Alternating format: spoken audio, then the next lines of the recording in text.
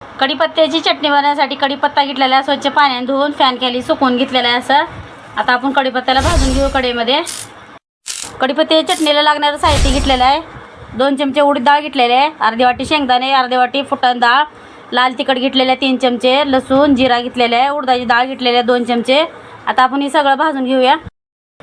कढीपत्ता भाजून घेण्यासाठी एक मापटं तेल टाकलेलं आहे. आता यामध्ये आपण कढीपत्ता टाकून घेऊया आणि कडक असं कढीपत्ता भाजून घेऊया आपण एकदम कुरकुरीत. जोपर्यंत कडक होत नाही तोपर्यंत कढीपत्ता.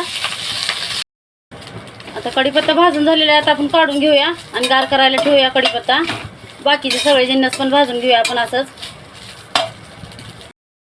आता त्याच कढईमध्ये शेंगदाणे भाजून घेऊया आणि डाळवा थोडासा लालसर भाजून घेऊया. तेल नाही वापरायचं भाजताना, याला असंच भाजून घ्यायचं. शेंगदाणे डाळवा भाजून झालेला आहे. आता आपण काढून घेऊया, गार करायला ठेवूया. हे पण सगळे जिन्नस गार करून घ्यायचं आपल्याला भाजून. आता त्याच कढईमध्ये उडीद डाळ टाकून घेऊया भाजण्यासाठी आणि तीळ, हे दोन्ही एकत्र भाजून घेऊया. तीळ उडीद पण भाजून झालेले आहे. आता आपण काढून घेऊया. त्याच कढईमध्ये आता लसूण आणि जिरा भाजून घेऊया.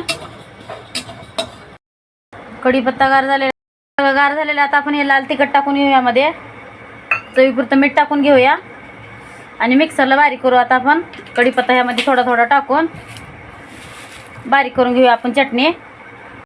ह्या पद्धतीची चटणी वाटून घेतली आहे मित्रांनो. जास्त बारीक पण नाही, जास्त मोठी पण नाही, एकच नंबर लागते कढीपत्ता चटणी. ह्या पद्धतीची नक्की ट्राय करा. डंटडान तर तयार आहे मित्रांनो कढीपत्ता चटणी आणि राईस. एक नंबर झालेला आहे. ह्या पद्धतीचं नक्की ट्राय करा, एकच नंबर लागतो खाण्यासाठी.